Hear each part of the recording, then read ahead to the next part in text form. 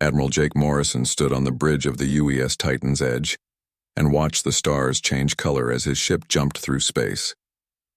This was the moment he had dreamed of since he was a boy on Earth. Humanity was finally leaving their home, solar system, to explore the galaxy. The year was 2387.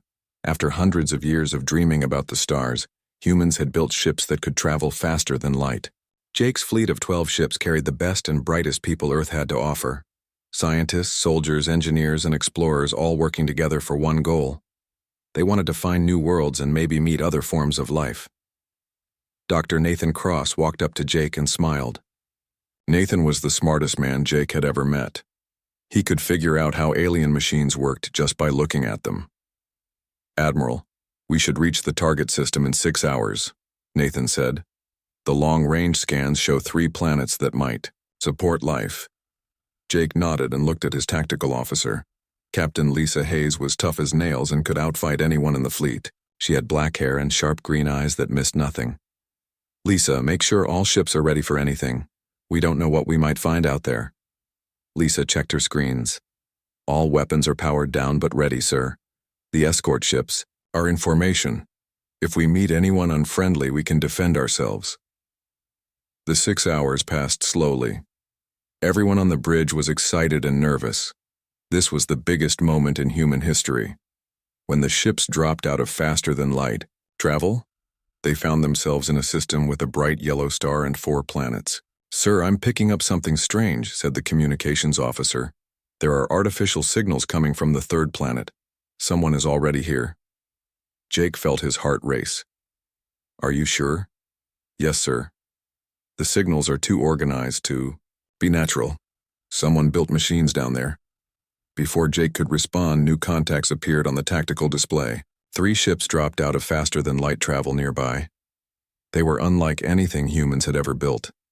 The ships were long and elegant, with smooth curves and no visible weapons. They looked like works of art more than war machines. "Incoming. Transmission," the communications officer announced.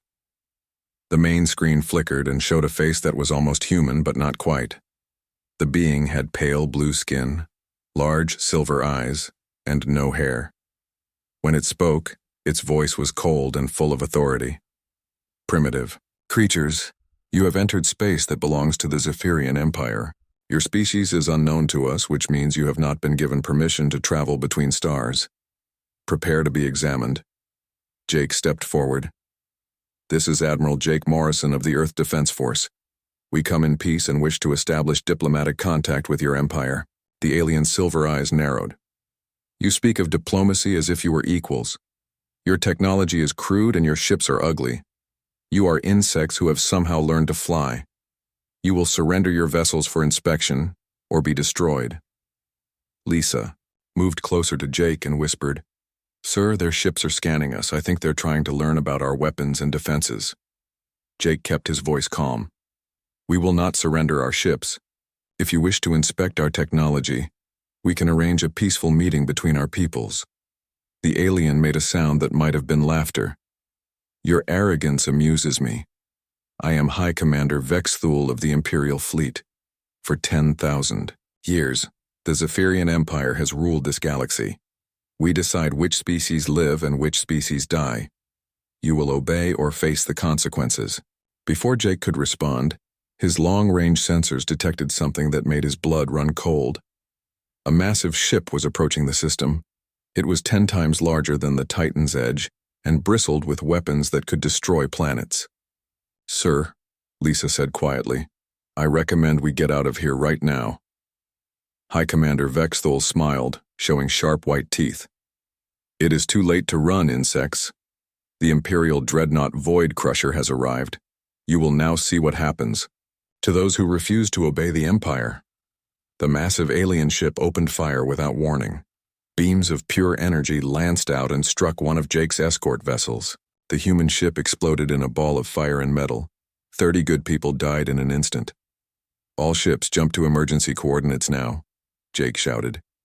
The human fleet began powering up their faster-than-light drives, but the alien ships were trying to jam their systems. Dr. Nathan Cross was working frantically at a computer station. "Admiral, I'm analyzing their jamming signal. If I can reverse the frequency, we might be able to break free." Another human ship took a hit and began spinning out of control. Jake watched as the crew abandoned ship and escape pods. Some of the pods made it to other human vessels, but others were picked off by alien fighter craft.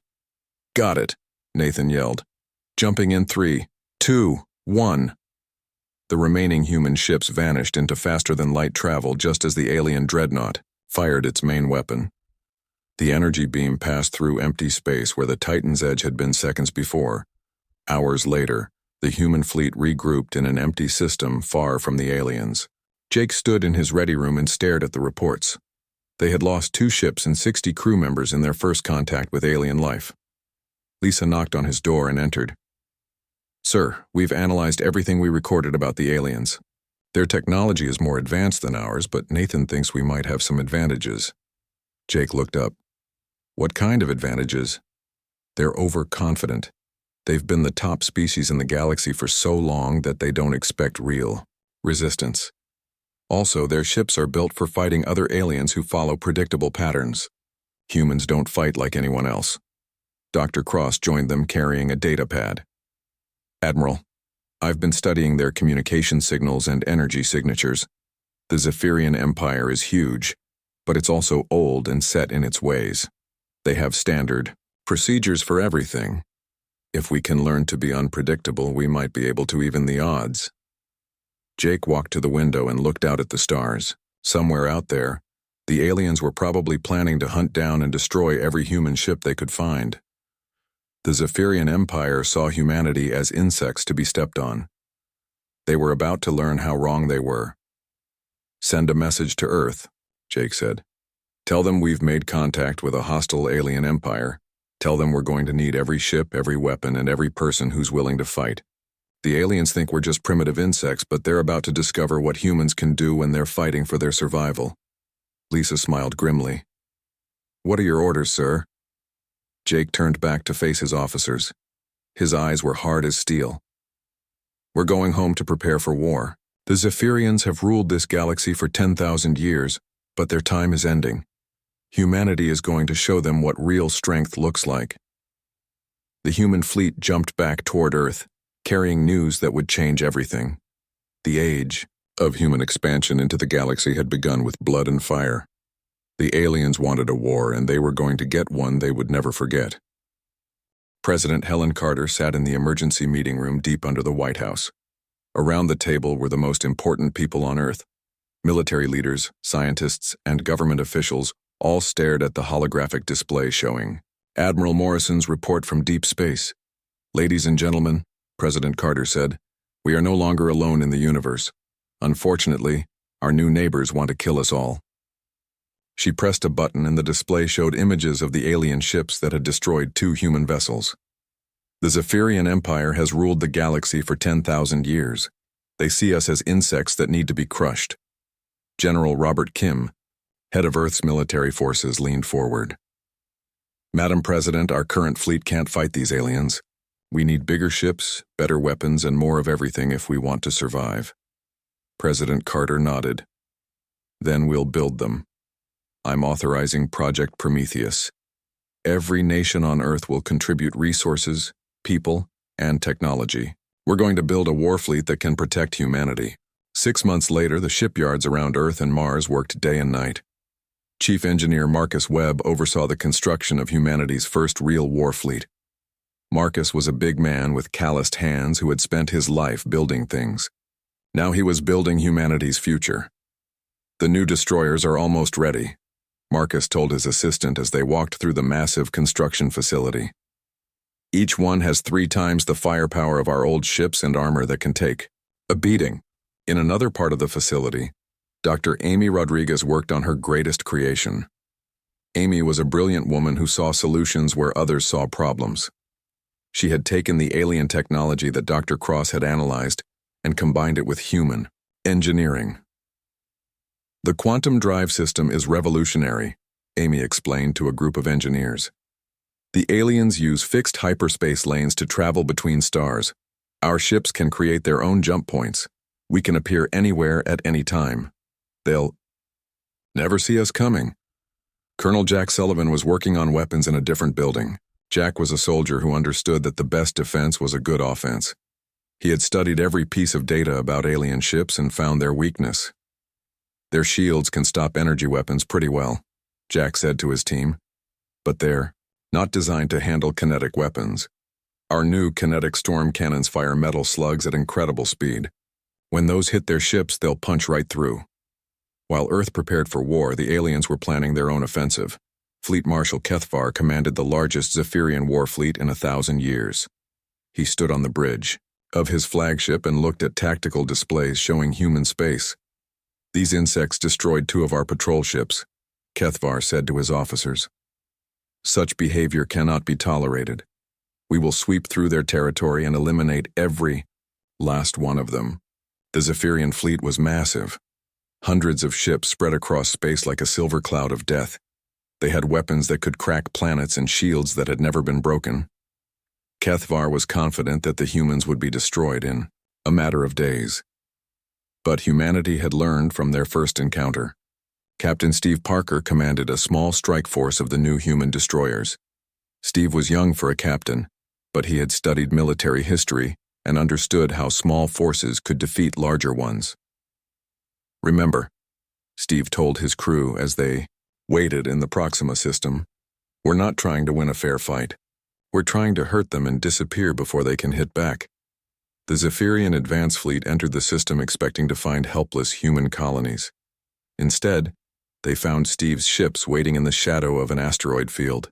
The human vessels opened fire without warning, their kinetic storm cannons sending streams of metal projectiles at the alien ships. 3 Zephyrian battleships took direct hits before they could raise their shields. The alien crews watched in shock as their supposedly invincible armor was torn apart by simple chunks of metal moving at incredible speed. Impossible, gasped the Zephyrian commander. How are they penetrating our defenses? Before the aliens could respond, the human ships activated their quantum drives and vanished. They reappeared behind the alien formation and fired again, crippling 2 more vessels before jumping away once more. Fleet Marshal Kethvar received the battle reports with growing anger. How did a handful of primitive ships destroy 5 of our battleships? His tactical officer studied the data. Sir, they're not fighting like any species we've encountered before. They don't follow standard battle formations or tactics. Their movements appear random, but they're actually quite calculated. The humans had learned something important. They couldn't win by fighting the aliens on equal terms, but they didn't have to. They could win by fighting smarter. The first real test came at the Battle of New Gibraltar. The colony world had 3 million human settlers and was defended by Commander Angela Davis and her small fleet. Angela was known for her tactical brilliance and her refusal to give up no matter what the odds. When the Zephyrian assault fleet arrived, they expected an easy victory. The human defenders were outnumbered, 10-1. But Angela had prepared surprises for the aliens. All ships execute Plan Delta, Angela ordered as the alien fleet approached the planet. The human ships didn't form up in the standard defensive formation the aliens expected. Instead, they scattered in all directions, using the planet's gravity, well and orbital stations as cover. The Zephyrians found themselves chasing individual ships through a maze of obstacles. They're using the environment against us, reported a Zephyrian captain. Our larger ships can't maneuver effectively in this debris field. The human ships struck from unexpected angles, using hit-and-run tactics that frustrated the alien commanders. When the Zephyrians tried to bombard the planet, they found their weapons blocked by defensive satellites that the humans had hidden throughout the system. The battle raged for 6 hours. In the end, the aliens retreated, leaving behind 3 captured ships and dozens of damaged vessels. Commander Davis had achieved the impossible, a human victory against overwhelming odds. News of the victory spread throughout human space. President Carter addressed the nation from the White House. The aliens came to destroy us, she said. Instead, we sent them running back to wherever they came from. This is just the beginning. We will defend our homes, protect our people, and show the galaxy that humanity will not bow to any empire. Admiral Morrison, now promoted to Supreme Commander of all human forces, studied the battle reports. The aliens were powerful, but they could be beaten. They relied on their superior technology and overwhelming numbers.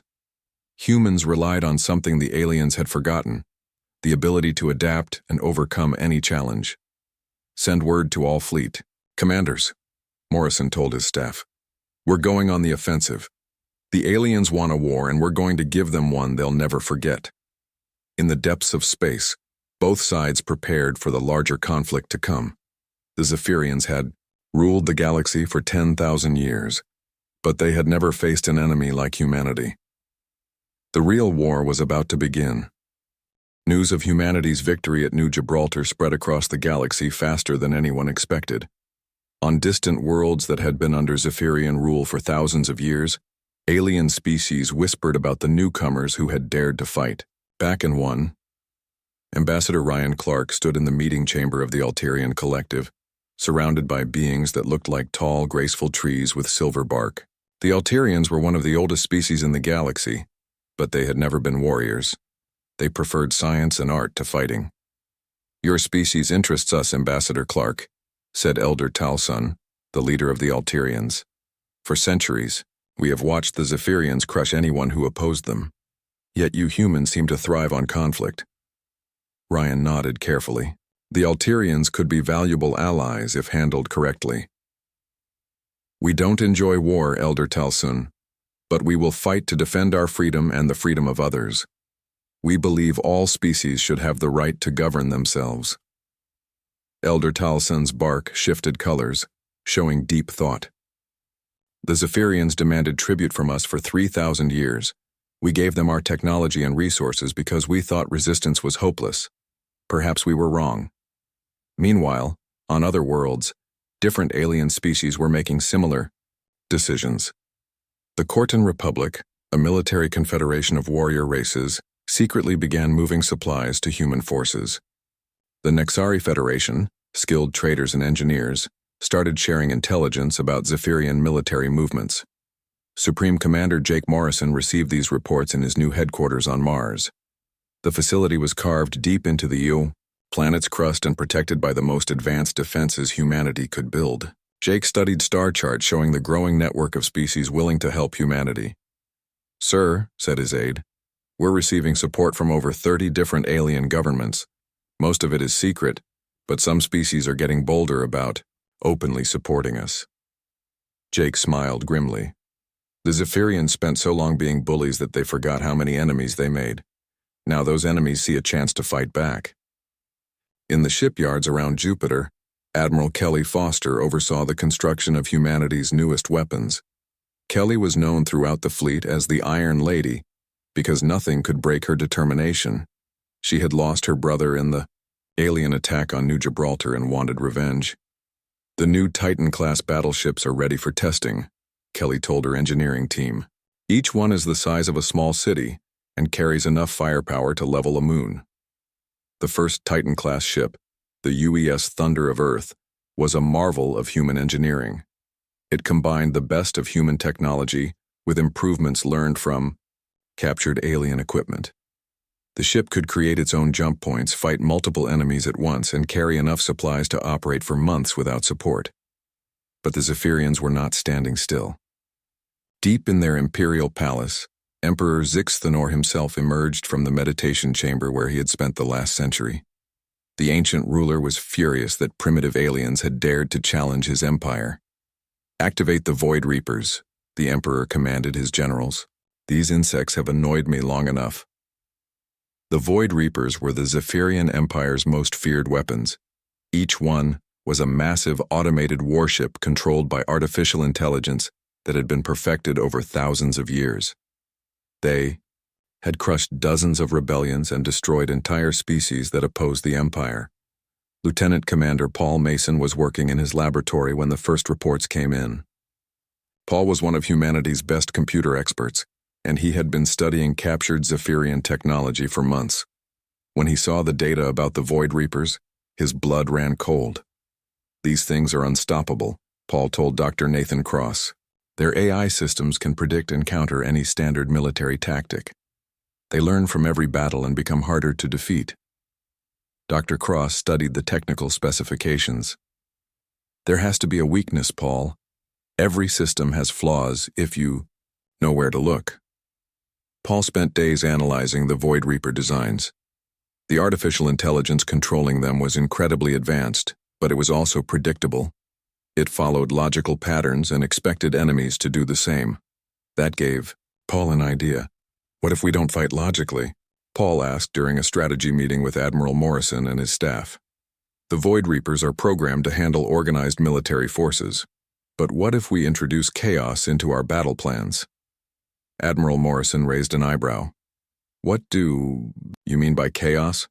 Paul pulled up tactical displays. Random fleet movements, unpredictable weapon firing patterns, ships that change course for no logical reason. The AI will try to find patterns that don't exist. It will tie itself in knots, trying to predict our next move. Dr. Cross nodded excitedly.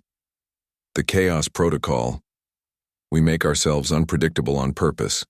The more random we are, the less the AI can counter us. The first test of the Chaos Protocol came when 3 Void Reapers attacked the human colony at Kepler Prime. General Sandra Wright commanded the ground forces while Admiral Foster led the space battle. Sandra was a tough soldier who had fought in wars on Earth before joining the Space Force. All ships execute Chaos Protocol 7, Admiral Foster ordered as her fleet engaged the massive alien war machines. The human ships began moving in seemingly random patterns. Some fired their weapons at empty space, others changed course for no apparent reason, and several ships actually flew backwards while shooting. To outside observers, it looked like the human fleet had gone insane. But the Void Reapers couldn't handle it. Their AI systems tried to analyze the human movements and predict their next actions. When the patterns made no sense, the artificial intelligence began making mistakes. It fired at where human ships were supposed to be instead of where they actually were. It's working, reported the tactical officer on Foster's flagship. The Void Reapers are missing more shots and their defensive patterns are breaking down. The space battle raged for hours. Meanwhile, on the planet's surface, General Wright led the largest human ground assault in history. Her Marines fought alongside Cortan warriors and were supported by Alterian technology. The sight of different species working together sent a powerful message across the galaxy. "Push forward," General Wright shouted as her troops advanced through the alien positions. "Show them what happens when free people fight together." The liberation of Kepler Prime became a symbol of hope for oppressed species throughout the galaxy. The Void Reapers, which had never been defeated, were destroyed by human ships that fought like no one had ever fought before. Emperor Zixa Thanor received the battle reports with growing rage. How did these primitives destroy my Void Reapers? His military advisors had no good answers. Sire, they fight in ways we cannot predict. Our tactical computers cannot analyze their strategies because they appear to have no strategies at all. The Emperor's silver eyes blazed with fury. Then we will destroy them with brute force, gather every ship, every weapon, every soldier in the Empire. I will personally lead the final assault that wipes these insects from existence. But across the galaxy, more species were joining humanity's cause. The Zephyrian Empire, which had seemed unstoppable for 10,000 years, was beginning to crack. Species that had been slaves for millennia were remembering what freedom meant.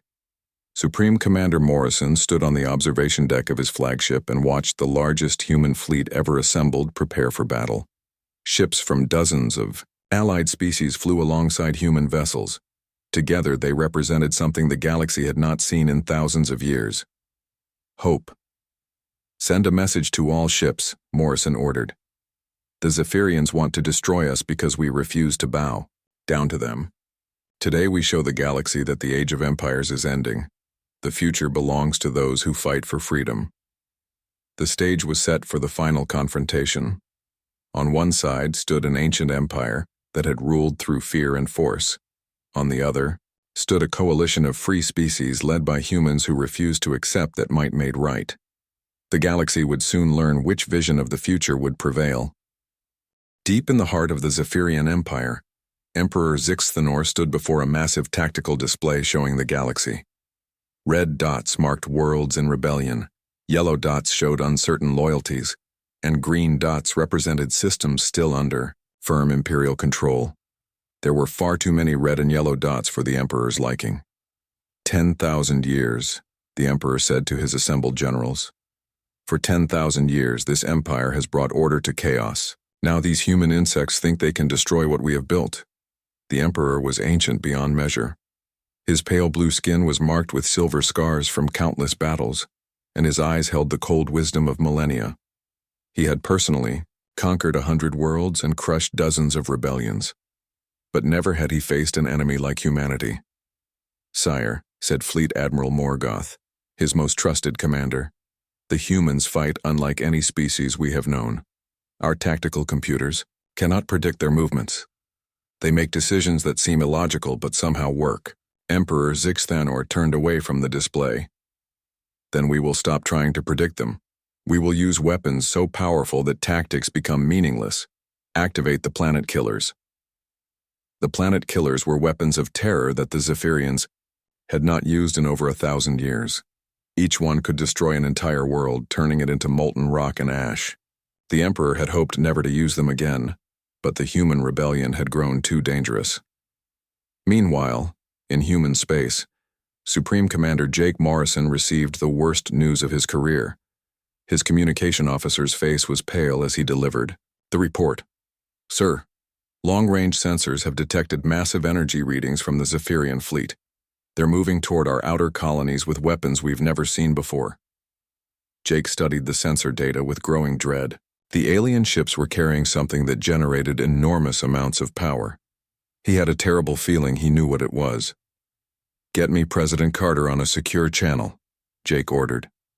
"And send emergency evacuation orders to all outer colonies. Tell them to get their people out now." But the warning came too late for New Austin.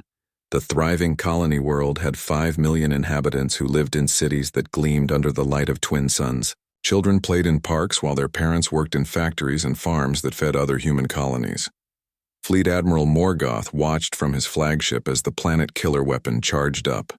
The massive device glowed with deadly energy that could crack a world's core and boil its oceans. "Fire," Morgoth commanded. The energy beam lanced down from space and struck New Austin's surface. The planet's crust split open like an egg, releasing molten rock that consumed everything. Cities, forests, mountains, and people all vanished in an instant. Within minutes, New Austin was nothing but a ball of cooling lava. Jake Morrison watched the destruction through long-range sensors and felt something break inside his chest. 5 million people, gone, just like that. The aliens had crossed a line that could never be uncrossed. "Send word to all commanders," Jake said quietly. "The Zephyrians want to play with planet killers. Let's show them what humans do when our people are murdered." The loss of New Austin changed everything. Humans throughout the galaxy who had been fighting for freedom were now fighting for survival. The alien empire had shown it would commit genocide to maintain power. Admiral Lisa Hayes, now commanding the new Omega fleet, received her orders with grim satisfaction. Lisa had been Jake's tactical officer during first contact with the aliens. Now she commanded humanity's most advanced warships and had permission to use them without restraint. "All ships prepare for Operation Vengeance," Lisa announced to her fleet. "The aliens think they can terrorize us into surrender. They're about to learn how wrong they are." The human war machine had evolved from desperate defense to calculated aggression. Captain Steve Parker, now an admiral, led lightning-fast raids against Zephyrian supply lines. His ships would appear without warning, destroy their targets, and vanish before the aliens could respond. Commander Lisa Moore commanded special forces units that struck at Zephyrian leadership targets. Lisa was small and quiet, but she was also the deadliest soldier in the human military. Her teams could infiltrate alien facilities and eliminate key commanders without anyone knowing they had been there. Dr. Amy Rodriguez worked around the clock in her laboratory, pushing human technology to new limits. The destruction of New Austin had given her motivation she had never felt before. Her latest creation was the Genesis Drive, a system that could move ships instantly across the entire galaxy. "With the Genesis Drive, we can hit the aliens anywhere, at any time," Amy explained to Supreme Commander Morrison. "They won't know where we'll strike next because we can be everywhere at once." Admiral Angela Davis, the hero of New Gibraltar, developed new battle tactics that took advantage of humanity's technological advances. Her doctrine called for simultaneous attacks on multiple fronts, stretching the Zephyrian Empire's forces to the breaking point. The aliens have been the only superpower for so long that they've forgotten how to fight a real war, Angela told her staff officers. They expect enemies to come at them one at a time. We're going to hit them from every direction at once. The human counterattack began with strikes against 12 Zephyrian fortress worlds simultaneously. Using the Genesis drive, human fleets appeared in systems across the galaxy at the exact same moment. The aliens found themselves fighting battles on fronts they didn't even know existed. On Terminus Gate, the most heavily defended Zephyrian fortress, Admirals Kelly Foster and Sandra Wright led a combined space and ground assault. Kelly's ships used the Chaos Protocol to confuse the alien defenses, while Sandra's Marines landed on the planet's surface. "Push through their lines," Sandra shouted to her troops as they fought through the alien fortifications. "Every step forward brings us closer to their homeworld." The battle for Terminus Gate was the bloodiest fight of the war. Human Marines fought side by side with Cortan warriors and Altarian support troops. The fortress had never fallen in 3,000 years of attacks, but it had never faced an enemy like the human-led alliance. The space battle was equally fierce. Admiral Foster's ships fought against odds of 3-1, but they had advantages. The aliens couldn't match. Human ships could appear and disappear at will, while alien vessels were trapped in predictable formations. "Their command ship is trying to escape," reported Foster's tactical officer. "Not today," Foster replied. "All ships focus fire on the enemy flagship. Send them a message they'll never forget." The Zephyrian command ship exploded in a ball of fire that could be seen from the planet's surface. The fortress's defenders watched their fleet die above them and knew their cause was lost. But victory came at a terrible price. Admiral Foster's flagship took multiple hits and was barely holding together. General Wright's ground forces had taken heavy casualties breaking through the alien defenses. Some of humanity's greatest heroes died in the fighting. When the smoke cleared, Terminus Gate belonged to the Human Alliance. The gateway to the Zephyrian core worlds was open, but the cost had been enormous.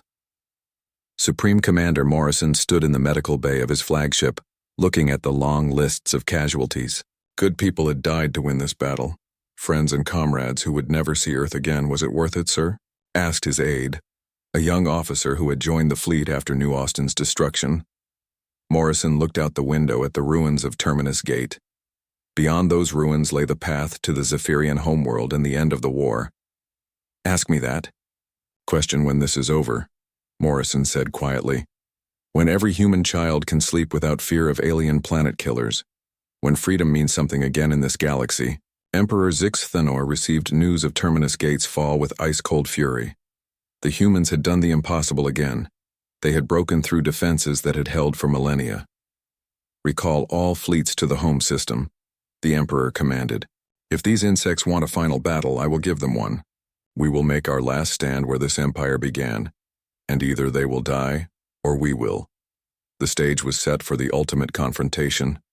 The Zephyrian Empire, master of the galaxy for 10,000 years, would face the Human Alliance in a battle that would determine the future of every species among the stars. The pathway to the enemy homeworld was open. Now came the hardest part of all. The Zephyrian home system had never seen so many warships gathered in one place. Emperor Zix Thanor stood on the bridge of his flagship, the Eternal Dominion, and watched his final fleet take position around the ancient homeworld. Every ship the Empire could still field was here for the last battle. 10,000 years of history ends here, the Emperor said to his remaining generals. Either we crush these human insects once and for all, or our empire dies with us. The Zephyrian fleet was still impressive despite all their losses. Massive battleships with weapons that could shatter moons formed defensive lines around their homeworld. Ancient orbital fortresses that had protected the system since the Empire's founding powered up their energy cannons. The Emperor had saved his most powerful ships for this moment. But approaching through deep space came something the galaxy had never seen before. Supreme Commander Jake Morrison led the largest Alliance fleet in galactic history. Human ships flew alongside vessels from dozens of species that had joined the fight for freedom.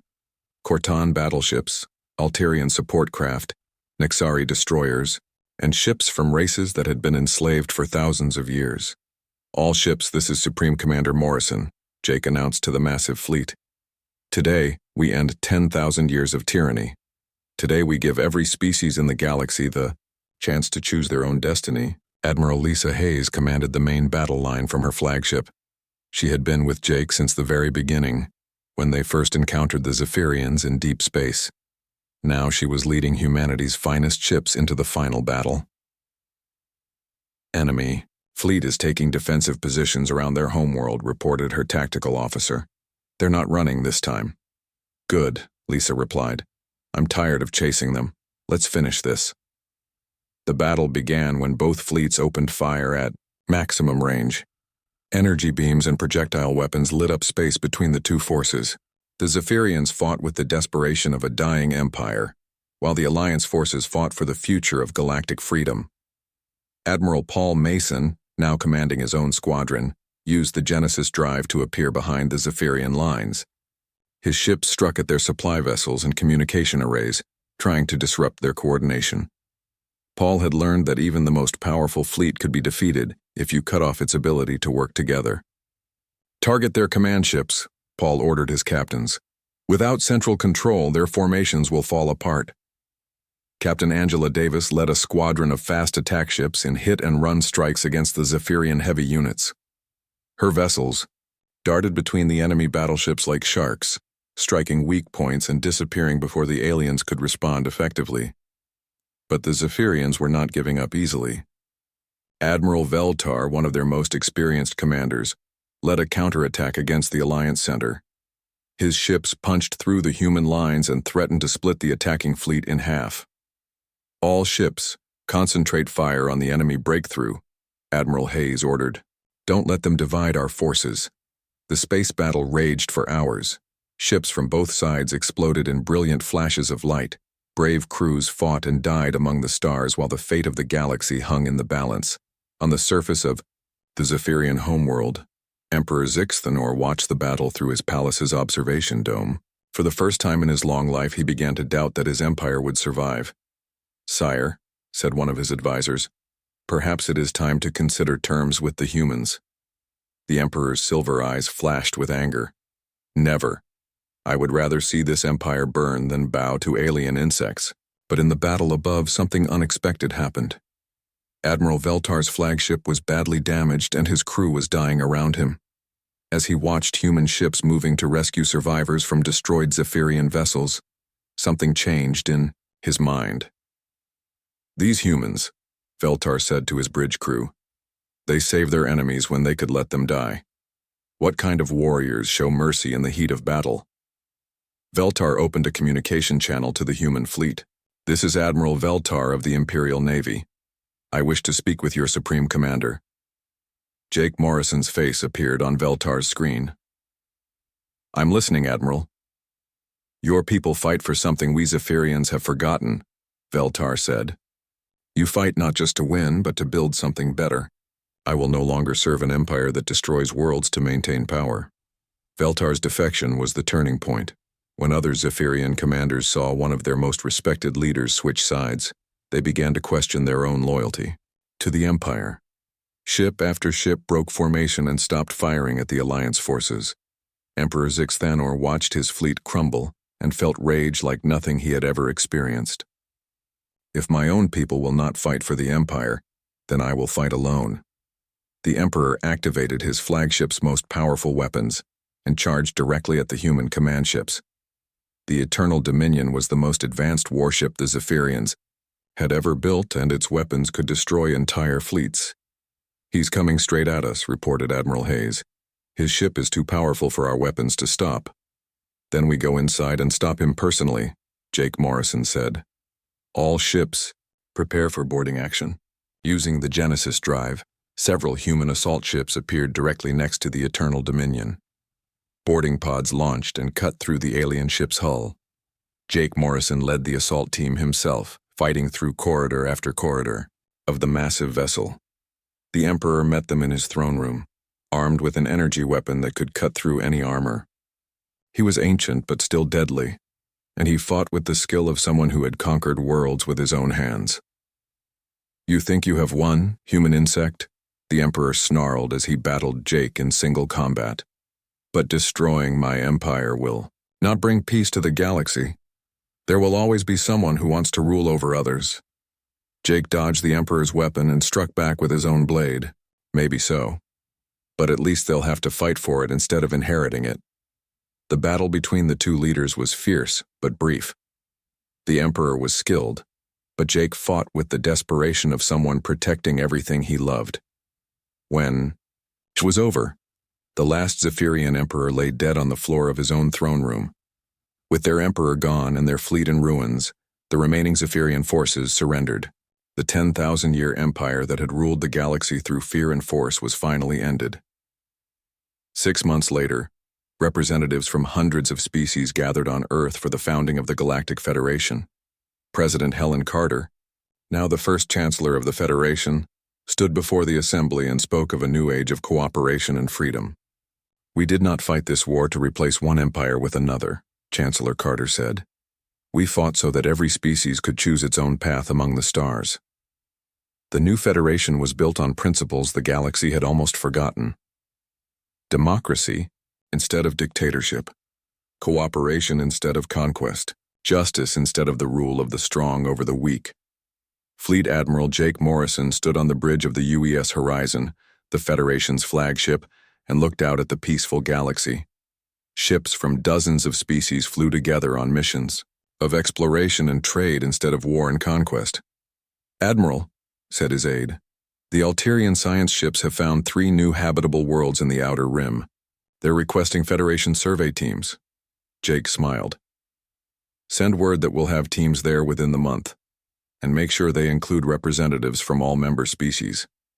This galaxy belongs to everyone now." As the Horizon jumped to hyperspace on another peaceful mission, Jake reflected on how much had changed. Humanity had come to the stars looking for new worlds and found a war instead. But from that war had come something better than anyone had dared hope for. The galaxy was free, and it would stay that way as long as there were people willing to fight for that freedom. The age of empires was over.